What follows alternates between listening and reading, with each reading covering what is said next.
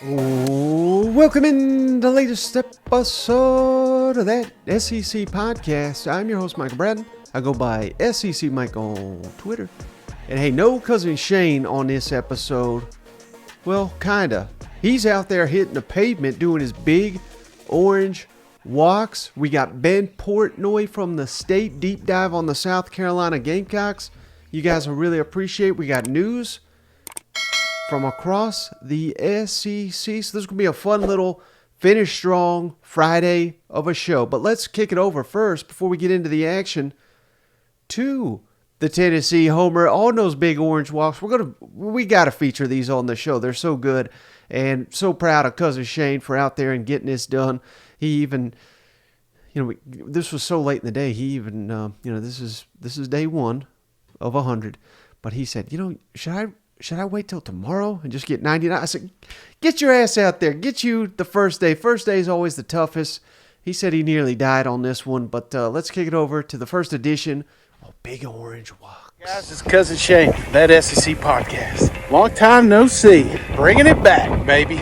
Second annual Big Orange Walks. You know what that means? We're 100 days away from SEC football. And I know what you're thinking. How long is that fat bastard going to last this time? I'm going all the way, baby. 100 days.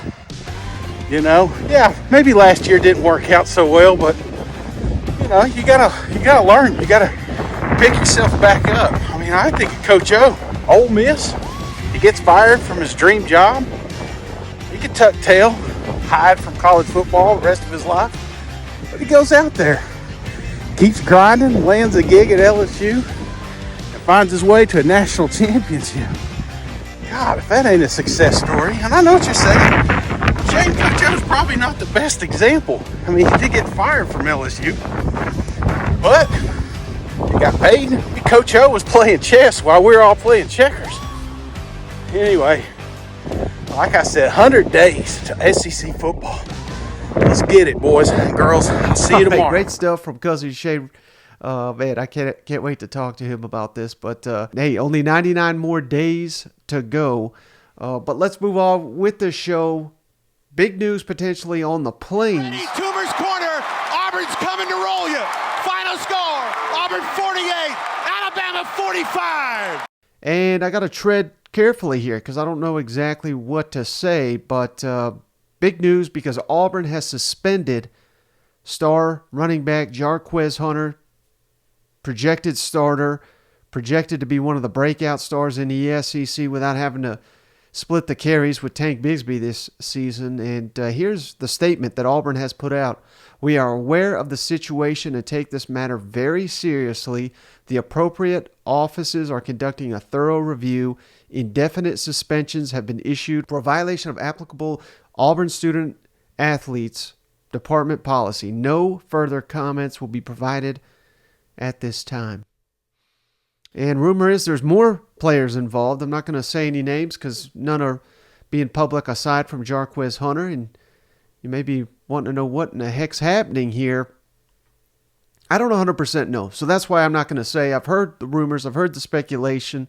It's pretty easy to find online if you just go on Twitter and search it. But I'm not going to be the one to say something because it may be 100% wrong. It could ruin this guy's reputation.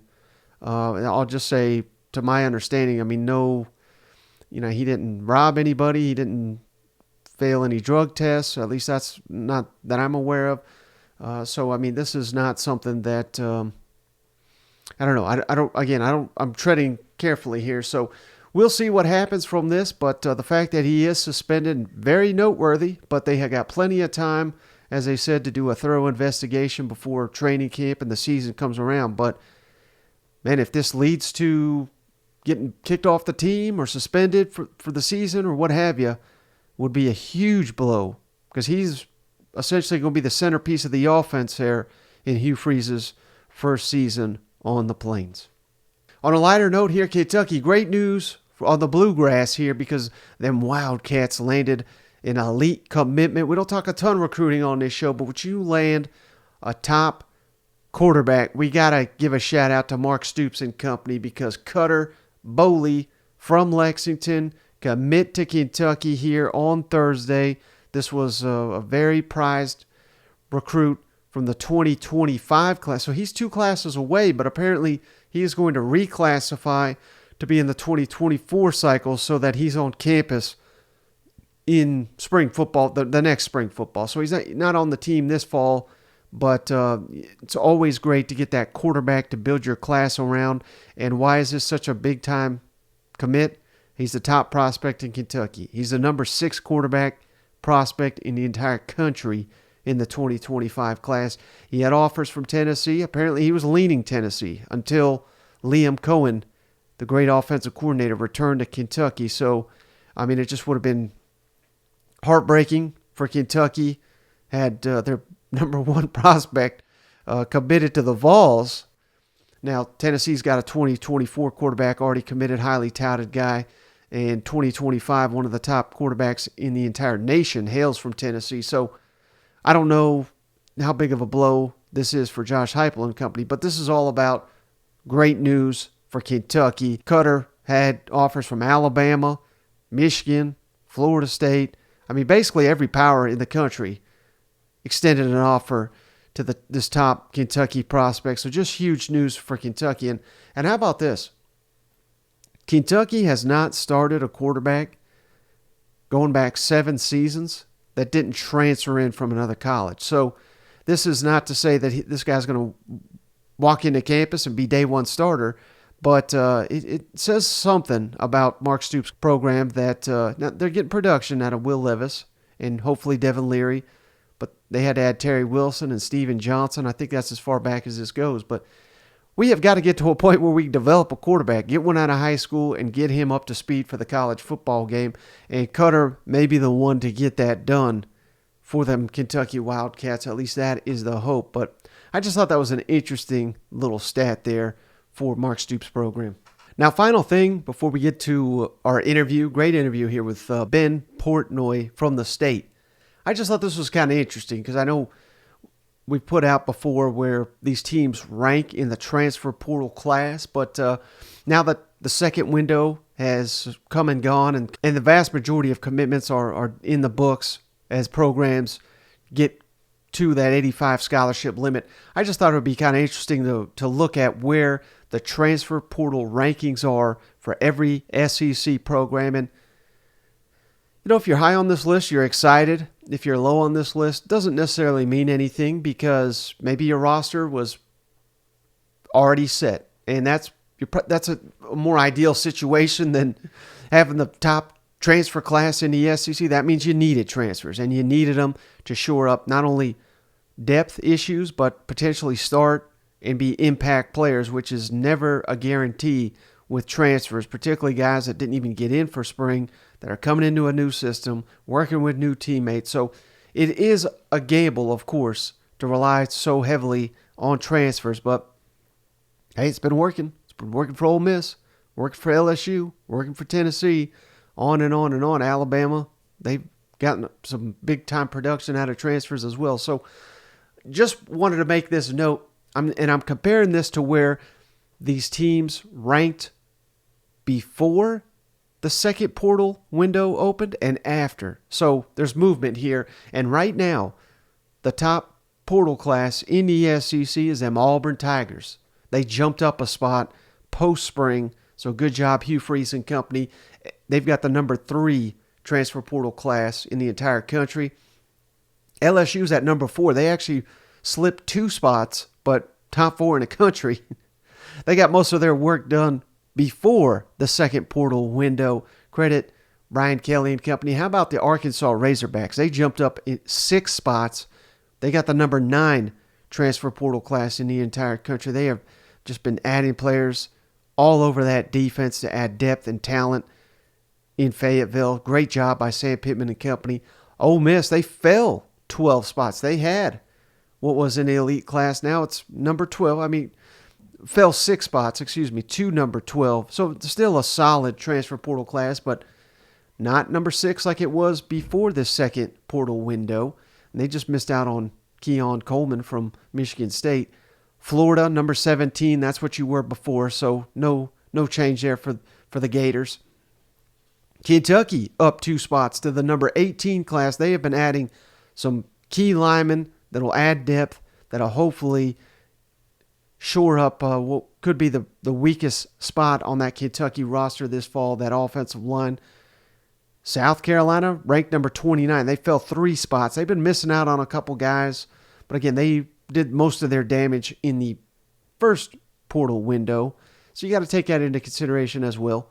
Tennessee right now has the number 38 class. That's minus 13 spots, so big jump back, but they're another one they added via the first transfer portal window, have not really added since then that I can think of, so that's kind of explaining the big drop there, while others around them add transfers. How about them Aggies? Number 40 transfer class, which you might say, well, what? That's not that good. Up 17 spots following the second transfer portal window. So they have been adding key pieces to bolster that depth across the board on that Texas A&M roster. I like to see Jimbo being more flexible with the transfer portal. Mizzou, number 42, they're up 6 spots in the transfer portal rankings. Mississippi State, they're ranked 46. They dropped 8 spots. Alabama, number 53, up 8 spots after adding Buckner and a couple defensive backs, one from UAB, one from Louisiana. Georgia, number 57, transfer class. That's kind of stunning to me considering the receivers they brought in. But again, they added those guys after the first portal window, but they dropped 12 spots in these transfer portal rankings. And Vanderbilt, number 95, transfer portal class, down 11 spots. And I should have mentioned at the top there, these are the transfer portal rankings via 24/7 Sports. So there you have it, post-spring transfer portal grades for every SEC team. But all right, hey, that's all I got. It's a little bit of a slow news day in the SEC. So let's kick it over to this outstanding interview with Ben Portnoy, who was very kind to give me a ton of time to talk Shane Beamer and them South Carolina Gamecocks. All right, we're pleased to once again be joined by Ben Portnoy. I don't think we've had you on, Ben, since SEC Media Days. It's always a treat. You cover the South Carolina Gamecocks, of course, for the state.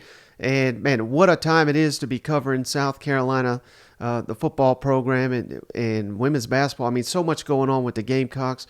Thank you so much for taking some time to talk some South Carolina with us.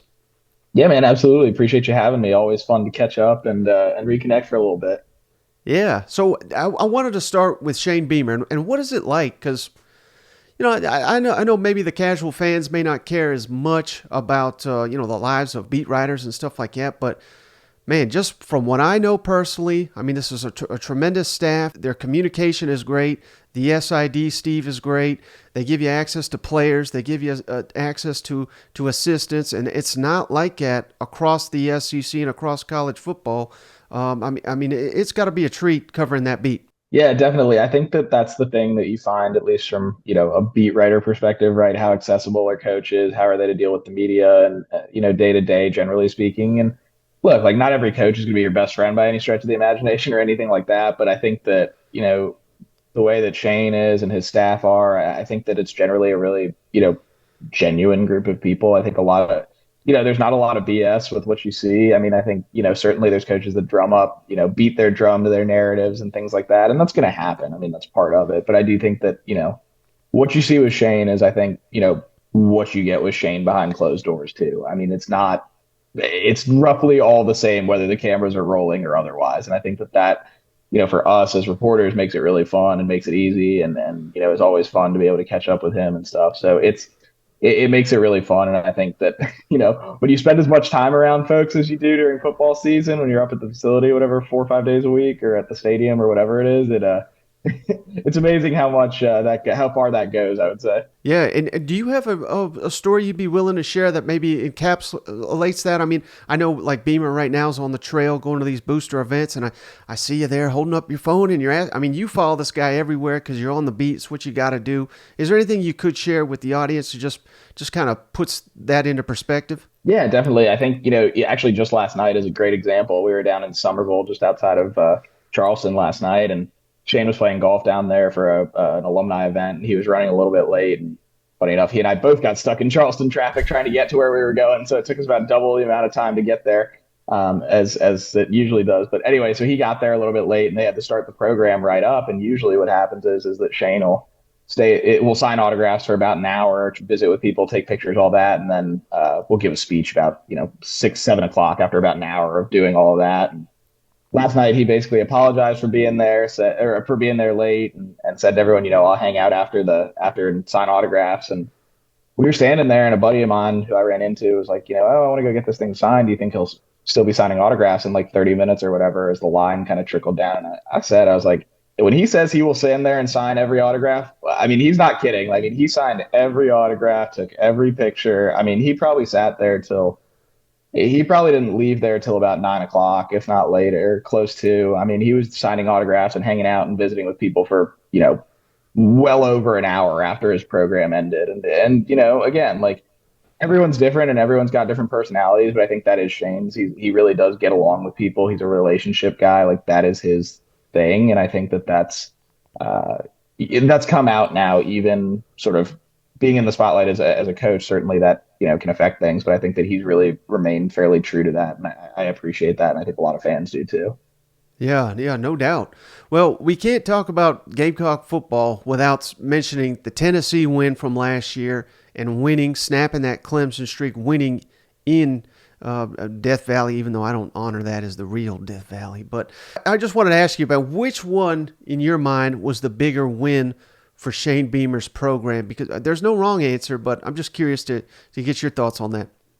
That's a good question. I actually hadn't thought about it that way, but because we look at the last season and we kind of lump those two together almost, just because they're back to back. But I think they're both important for different reasons, right? I think that that's a total cop-out answer, I know. But I do think that, you look at the Tennessee game, and I think that with the way that South Carolina played at Florida the week before, I mean, this team looked dead in the water, and I was joking about it with someone the other day. It's like, you looked at this team walking off the field in Gainesville after just getting run over by what was frankly a pretty mediocre at best Florida team. And it was kind of like, all right, well, they've got 2 games left against Tennessee and Clemson. They'll go 6-6, and they'll go play some bowl game in Birmingham or somewhere in Florida, and that'll be that. But to come back and beat Tennessee the way they did, to click in the way that they did, to simplify the offense a little bit in the way that they did, kind of trim down the playbook, trim down a few personnel packages, things like that. Basically do all the things they said they were going to do all year and then didn't, and then actually did it, and it worked. It was a really impressive thing to see. And again, I mean, I said this before the season last year, and Spencer Rattler is one of those guys that he's like a 3-point shooter, right? There's going to be a night where he just catches fire and he gets hot and he's going to go win you a football game. And you don't know when it's going to be, and it's just going to happen. And we're going to look up and say, what was that? And that's pretty much what happened in the Tennessee game. I mean, he was unconscious. He hit every throw. He hit guys in stride. I mean, South Carolina scored on their first 5 possessions, I think, in that game, maybe. So I think that was kind of one of those games that you felt like might be in there, but there was nothing that inspired any kind of confidence it was actually coming, especially in the week before that. But then to the Clemson game, I think like the obvious ties are the in-state rivalry. It'd been 7 years since South Carolina had beaten Clemson. Clemson has really dominated that rivalry for the better part of a decade now. And I think that's, had a wear on people here in the state. And I think that that always matters, and winning at Death Valley matters, and all of those things. So I think that that's a big deal. I think that, Clemson probably was a little bit, I guess, what constitutes a down year for Clemson these days, right? They still won 10 games, won the ACC. But I do think that when you look at what Tennessee was, going into that game, I mean, frankly, I had Tennessee ranked number 1 when they were still undefeated going into the Georgia game. And I think I still had them at number 3, maybe even afterwards. I mean, I felt really, really good about this Tennessee team. And I still think that Tennessee team probably didn't get as much credit as it deserved down the stretch, even after losing the Georgia game and all that. I mean, but I think that, from a national perspective, I think the Tennessee game is the one that put them on the map. I think in state, the game against Clemson is the one that will resonate with recruits, with people here, and kind of all of that. Oh yeah, I'm glad you referenced that, Ben, because I know you're a voter in the poll, and you caught some grief. I'm just curious if you're still catching grief because what it was. If I, from my perspective, correct any of this if I have it wrong, but South Carolina was ranked 25th when they were leading up to Missouri, and you didn't have them on your ballot, and you were catching hell, and then they come out and they lost to Missouri, and you basically said, well, that's why I didn't have them ranked, and then by God, there was hell to pay. Are you still catching hell for that? We're doing better now. I think me and Gamecock Nation have kissed and made up, or whatever you want to call it. I think the Tennessee win and the Clemson win made people forget about my voting tendencies, or whatever you want to call it. But yeah, no, it was a crazy time. But I think it was a tough. I think the South Carolina team, honestly, that's kind of what's so interesting about it, and it has been the last 2 years, and it's kind of a similar thing this year. They've just been really hard to handicap and hard to say what they actually are, because they have a great, they have these weeks against Clemson and Tennessee, but then they have, right before that, you have the game against Florida where they, frankly, looked completely unprepared, were run off the field in 10 minutes. And it's been such a weird sort of Jekyll and Hyde thing with the South Carolina team. And some of that's a product of you're bringing in guys, you're figuring out a system, all of that. Like, I get that. There's normal things that come with that over the course of 2 years, even 3 or 4 years. But I think that, to me, at the time, when I left South Carolina out, I think they were 5-2 and had beaten A&M. But I think Kentucky on the road was their best win to that point. But that was Kentucky without Will Levis. And I think at that point we had all kind of acknowledged that A&M wasn't particularly good. So it was kind of 5 wins, but had lost to Arkansas in kind of a shootout, but not ugly, but not necessarily close manner, and had gotten run off the field by Georgia. And, frankly, Georgia ran just about everyone off the field. But I think that it was just one of those things where it was like, all right, like they're 5-2. If they go beat Missouri, they're 6-2. They're sitting pretty for a bowl game, et cetera. I was like, all right, like this is the kind of game that they went over and tripped over themselves the year ago. And you can kind of see like, okay, there's some maturation, some change there. And then obviously they lost that game, and I probably stoked the Flames in a way that I probably shouldn't have in retrospect, which is fine. I mean, you live and you learn, right? But yeah. But I do think that, to South Carolina's credit, they came back, they won some really big games, and I think that, again, it kind of makes them so interesting because they've been good for kind of an upset that you didn't expect, or a game that you didn't expect the last 2 years, whether it was this year with Tennessee or Clemson, or last year with North Carolina in the bowl game, or whatever it might be. So it's a really interesting team, and there's a lot of sort of, again, it's just a really weird team to try and handicap because you really don't know what you're going to get, and it certainly makes it fun, and it certainly makes it volatile as well. But it's definitely it definitely makes them interesting going into 2023, I think. Well, to that point, Ben, I mean, I've been having on tons of odds makers and analytics people, and I thought the over-under win total would be 8. That's what I kind of thought South Carolina would be, but based on all these models and based on Vegas and everything, they're putting it at 6.5, and a lot of these people are going under. And again, that's not, they're not saying the Gamecocks are horrible or anything like that, but you look at it and they have arguably the toughest schedule in the country. With the way it ends or the way it starts against North Carolina, Georgia, Tennessee, and throw in Mississippi State, that's not a gimme, and obviously playing Clemson at the tail end. So it's a difficult stretch, but what's your thoughts on that 6.5? I know it's way too early to I'm not going to hold you to it, but would you be more confident that they go over or under that 6.5 wins this season? Yeah, that's kind of where I fell as far as like if I had to pick an over under, it was probably somewhere around 6.5, maybe 7, but even that felt a little high. I think I'd maybe lean over, but by a hair. I think this team's probably a 7-5 team, maybe with some potential to go 8 wins if everything breaks right. Maybe 9 wins. But I think that, like you said, like this is a really, really, really hard schedule, and I mean, South Carolina managed that more years than not. I know it's sort of the running joke around here that, every time there's the ranking of the toughest schedules in the country, South Carolina is basically guaranteed to be in the top 5 because they get Clemson as a non-conference every year, especially in the last, 7 years or whatever you want to call it. So I think that it's part of it, and I think it's an interesting dynamic. But I do think that you look at the schedule again. You mentioned those early games, right? Georgia, Tennessee, North Carolina, Mississippi State. I mean, if you get through those games at 2-2, and you would have a one-off game against Furman, if you're sitting at 3-2 coming out of your first 5 games, you should feel pretty dang good about where you are as a program, because then you close the season right with the Kentuckys, the Missouris. There's a Jacksonville State game down the stretch there. You're going to get Vanderbilt at some point, right? Like there's a potential to rip off some wins down the stretch of this season.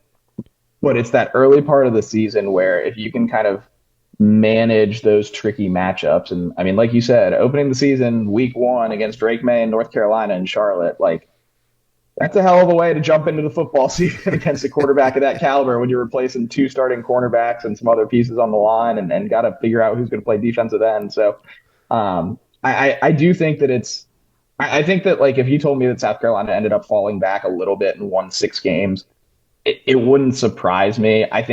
Still think this team's floor is probably about 6 games because I think they're going to win one of those 4 games at least in the early going of the season. I don't really see them going 0-4 in that stretch. I think they probably pick off some combination of, Mississippi State or North Carolina or maybe Tennessee again. We'll see what Tennessee is with Joe Milton, but I think that I think 6.5 feels about right. I'd probably lean a little bit over that because I do think that South Carolina can get through that stretch at, including the Furman game at 3-2 or somewhere in there. So if that's the case, I feel pretty good about them getting to 7 wins, and 8 or 9 is kind of gravy because, South Carolina's 0-2 against Missouri again under Shane Beamer. You do get Kentucky at home. They got to go to A&M, and A&M should be improved, but I'm still not convinced that that's going to skyrocket from last year as well. So there's going to be chances, but it's such a weird team to peg that I think they're going to be like right over that or right under it. I think 6.5 makes you it definitely makes you think about it a little bit. Right, and the way I put it the other day, Ben, this is a sign of progress. You snapped the Kentucky streak. You snapped the Tennessee streak. You snapped the A&M streak. You snapped the Clemson streak, and you still lost 5 games. And that's because that is the living life in the SEC, living life playing big-time bowl games. So they have got to keep that momentum, keep winning those games that they've lost in years past to keep climbing that SEC ladder, and it's just easier said than done. But on a bright side, man, they're killing it on the recruiting trail. Currently have the number 9 recruiting class in the country. Is that a surprise to you, or did you kind of anticipate this with what you know about Shane Beamer and the staff and all the momentum and the facilities? South Carolina's got everything you could want. Yeah, South Carolina is such an interesting place as far as recruiting, and we talk about, where they recruit, who they recruit, all of that stuff. It's a fascinating sort of case study because I think that you've obviously got a big power in the state in Clemson, at least what Clemson has been over the last decade, basically, we can say. On top of that, you've got a state in the state of South Carolina that, in its good years, in its best years, right, there's going to be probably, I'll roughly say 12 kids that are SEC caliber kids. So the reality is Clemson's going to want to recruit those kids. Georgia's going to want to recruit those kids. Last year Notre Dame snagged a 5-star kid out of Hilton Head. So, you're going to have competition for those guys. And, let's say best case, you're signing 5 or 6 of those guys. You're going to have to build a class outside of South Carolina. So you have to get a little bit creative with the geography, whether that's Georgia and Florida, like, every program in America recruits, or, you've seen it with them going up toward DC, Maryland, Virginia, and getting some really, really, really good players out of there. Nyck Harbor and Desmond Umeozulu, who's going to be a freshman this year, defensive end, who I think is going to be a stud. So they've had to get a little creative with the geography, or I guess just on paper on day one, South Carolina is a place you have to get a little bit creative with the recruiting geography and where you go. Now, that said, actually translating that into bringing in, what could be a top, and I think probably will end up being a top 15, top 10 class. That's a big, big, big step for a place like South Carolina, because it's not that they haven't been able to get players, right? Like, they've gotten 5-star recruits in the past. They've gotten guys like Jordan Burch and Zach Pickens, just in the last 5 years under Will Muschamp. But to go to a place like Washington, D.C., right, and get a guy like Nyck Harbor, who everyone in America wants, you're fighting off Oregon for him in the last minute. Those are the kinds of guys that South Carolina hasn't been in on or had a chance with necessarily. And that's where you see the difference. And then you look at it too. Just look at the guys that they've signed on the offensive line between the 2023 class and the 2024 class, and those guys who, the guys in the 24 class that will eventually sign in December. South Carolina is building itself sort of inside out. And by that, from the trenches and out. And could they do, they've got a little bit more work to do, I think, on the defensive line here and there. But they've got some bodies there already in the program. The offensive line has been the biggest thing. And I think you look at it, I think South Carolina's signed, if I'm not mistaken, 4 or 5 guys who are rated 4-star recruits. in the between the 2023 and 24 class. You've got a top 100 kid in Josiah Thompson. You've got a top 100 kid in Blake Franks.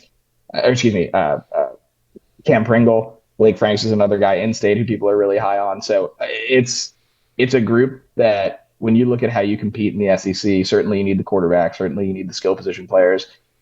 But South Carolina's getting guys on the offensive line and a caliber of recruit. Take recruiting rankings for what they are. I get it, like their projections on some level, but these things have become more and more accurate over time as the recruiting industry has evolved. And I think that you can look at them as real empirical data on some level and say, okay, like South Carolina is getting legitimately better players than they have in the past. I think that that's, again, a reflection on Shane Beamer and his personality. He relates really well to families. He relates really well to prospects. And I think that, is sort of the same with his staff. I think top down, that's sort of the reality with what this staff is as constructed. And I think, again, you give them a lot of credit for creating inroads in places that South Carolina probably should have had inroads in the past and hadn't, or had tried to and couldn't establish them.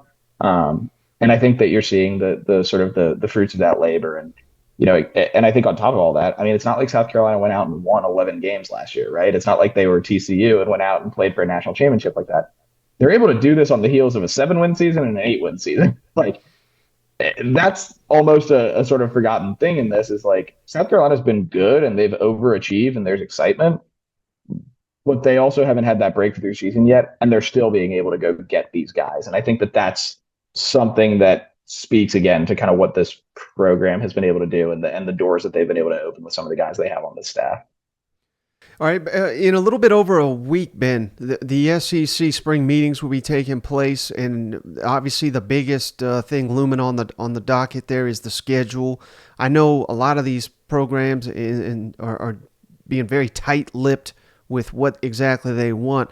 Do you have any knowledge of where South Carolina leans 9-game, 8-game? I know they're in an interesting spot because they got that Clemson game. So if they go to 9 plus Clemson, I mean, the murderer's row just gets more murderous. I don't know if that's even a word, but any idea where South Carolina leans on this 9-game, 8-game thing? Yeah, I mean, I think South Carolina folks will tell you that they'd probably prefer to be on the 8-win side of things, or 8-game side of things, just because of that Clemson game. And I think that, if you split hairs and go through the SEC and sort of say, okay, which teams probably want 8, which teams probably want 9, it's going to be teams like South Carolina or Kentucky who plays Louisville every year out of the conference. Like, there's not really a huge benefit for a program like South Carolina to add an extra SEC game. Now, do coaches want to be competitive? Do kids want to play the best teams? Certainly. Like, that all exists, but if you're going through this and just predicting it like we like to do and say, okay, they're going to win this game and that game and lose that game, like, there's not really any incentive for South Carolina to want to play 9 SEC games. And that's not a knock on South Carolina. It's just the reality of having to play a team like Clemson every year in your non-conference. And you beat them last year, so maybe it doesn't matter. But again, like, I just think that's part of this is that there's not really any incentive for South Carolina to want to add an extra SEC game. Now, if you're Alabama or Georgia or something like that, and you're trying to pad resumes and things like that, okay, maybe that's a different conversation. And again, these kind of things come in waves, right? I mean, look, South Carolina in 10, 11, 12 are playing in a college football playoff under Steve Spurrier in a different era. So it certainly comes in waves. I think right now, again, like, I don't think South Carolina probably would be in favor of the 9-game schedule, but, I'll be down in Destin in a couple of weeks, and I'm sure plenty of people will have their thoughts once those get established and who gets to be whose opponent and all that. So it'll be I'm sure it probably won't be quite as fun as the war of words between Jimbo and Saban last year, but I think it's certainly got some potential for some feistiness, which will be fun. Yeah, and South Carolina is also in a unique position because they don't have, that rivalry that they must have in the SEC. I mean, if they go to the 9, I would imagine Georgia and Florida, they'll probably play them annually, but I don't know who that third is. If they stick at 8, they just need the 1. So let me ask you this way, Ben. Regardless, if it goes to 9, who's your third team that South Carolina would play annually? If they stay at 8, who's the 1 that South Carolina would play annually? Do you think is most realistic, if that makes sense? Yeah. Can you pick Vanderbilt 3 times? No, I'm kidding. But no, I do think that, I think realistically, Kentucky is probably one that makes a lot of sense. just I mean, not necessarily geographically, but it's a team that kind of resides in a similar place in the SEC, sort of recent history aside. I do think that that's one that makes a lot of sense. I mean, Tennessee makes some sense, but obviously Tennessee's got a lot of other rivalry games to worry about and sort of sift through. So, that's a tricky one as well. I mean, could it be a place like, again, sort of similar thing? It's probably not going to be Auburn, but Auburn realistically is not a very far drive from Columbia. Similar thing. So I do think Kentucky's probably the one that makes the most sense. Now we'll see, but I mean, if you're just playing hey, let's circle some teams and who's South Carolina going to play? I mean, Georgia, Florida, and Kentucky generally feels like a decent guess as to where this thing lands. But, obviously we'll see. And there are folks who are making a lot more money than me decided splitting hairs over that. So we'll see where Greg Sankey and his crew land on that. If it's Kentucky, please God, let them annually play for sunglasses. That Beamer was wearing at meet. I mean, just lean into it. Make sure we're classy in our post game with the media. All right, but at SEC Media Days, he talked about stupid sunglasses and dancing. Put them on, go!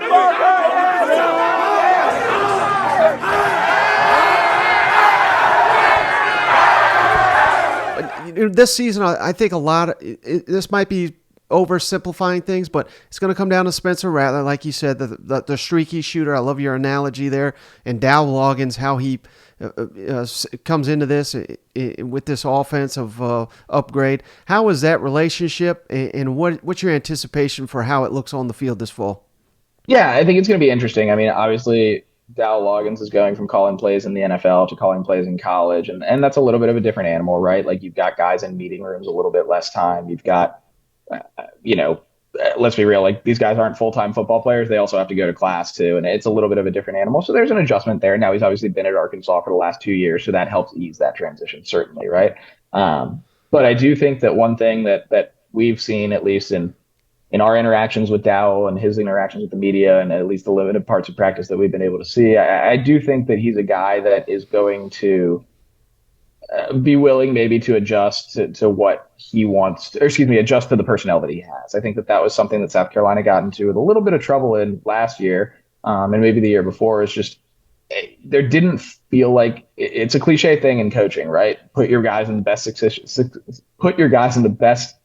position to succeed. There we go. Words are hard a little bit here on a Thursday afternoon, but I do think that if you're able to do that, I think that you're going to see a little bit more versatility with that. I think you're going to see the scheme maybe not necessarily change week to week. Like you're not going to change your entire offensive identity, but you can shift things around and lean into things maybe a little bit more in a way that South Carolina maybe didn't do a ton of, or didn't do as much as probably they could have a year ago. So I think you're going to see that. I think you're going to see making use of Spencer Rattler's legs a little bit more. Not necessarily that he's about to run for 100 carries next year or something like that, but I do think there's some real sort of upside with getting him moving on the run a little bit, moving the pocket a little bit. I mean, I think that's something that we lose in sort of the flashy arm talent and everything else. Is Spencer moves pretty well behind the line. I mean, he's not a statue. Like he can get around and he can pick up a first down here or there for you, and I think that that's something that's at least maybe a wrinkle that gets added, and you're going to have some options. So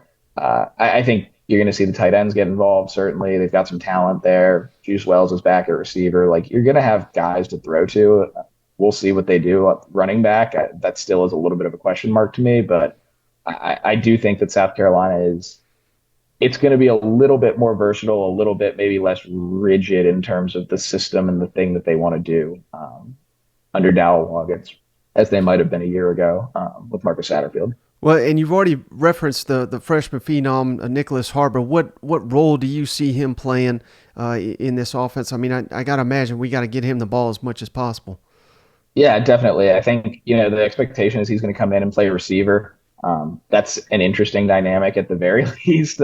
We talk a lot about his track speed and everything else. And, Olympic level track speed. We're not just talking about sort of run of the mill high school track speed. Like this dude is a legit Olympic level sprinter type deal. So I think with a guy like that, I think it was Shane who was joking about it at one point. It's sort of, you line him up and tell him to run straight and say, run the touchdown play kind of thing. Run straight and run past your guy. So certainly there's going to be some intricacies to playing receiver and getting in and out of breaks and things like that will take time to adjust. And I think that, the thing with Nyck is that he's a guy who hasn't played a ton of football for a guy that is as athletic and as gifted as he is. And that's not necessarily a bad thing. I mean, he is certainly an absolutely incredible athlete, but there's fine tuning that comes with that. And that's not to say that Nick's going to go red shirt next year or anything like that. But I do think that, if he doesn't get super involved till say the 7th or the 8th game or the 5th or 6th game, like that's not a total surprise, especially considering he didn't get here to enroll mid-year. There's transitions that come. There's transitioning to college life that comes. I mean, he's a super gifted athlete, but I do think there's a little bit of development that'll go on there as a pure football player. I think that'll happen. So we'll see. I am sure that whenever Nyck Harbor catches his first touchdown, that is going to be a sight to be seen. And he did play some tight end at high school too, so it's not a completely foreign concept. But I do think that sort of the finer things of route running and finer points of route running and all that stuff, you're gonna see a little bit of that. But it's definitely gonna be interesting to see him lining up a receiver and just basically trying to run past guys. All right, Ben, I really appreciate all your time. One final question. In two parts, what's the biggest thing you learned about this team in spring camp, and what's the biggest question that's unanswered exiting spring? Biggest thing I think we learned is that it's gonna be a more veteran group on offense, I think, which is helpful. You're gonna have a guy like Juice Wells back. You've got a pretty proven number one receiver that you didn't necessarily have a year ago. I think that's gonna help. Even if his numbers dip a little bit, I think it's still going to be a guy that is going to be at the very least, he's a guy that will take attention away from other guys. And I think that helps. I think you're going to have older guys at tight end, and Trey Knox and some others that will be really, really talented. And Josh Simon from Western Kentucky, who I think is probably a little bit under the radar as far as, even in Columbia, in the SEC for sure, but definitely even in Columbia. I think those guys are going to make some plays, and I think obviously you bring back a guy like Spencer Rattler, that's going to matter. Now, the biggest questions I have are sort of twofold, or there's a couple. I mean, I think the biggest thing is you've got a couple of holes that you really need to fill, and one of them being running back and losing Marshawn Lloyd is that you've got some options, but there's not really any one guy that sort of screams bell cow. And maybe it becomes a by committee approach. Maybe it becomes hey, we'll instead of running between the tackles, you throw a 8-yard screen or something along those lines, right? You sort of manufacture a run game, and maybe that's what it turns into, and that's okay. And then the same thing kind of falls on the defense as well. You've got to replace both your starting defensive ends in Jordan Burch and Gilbert Edmond.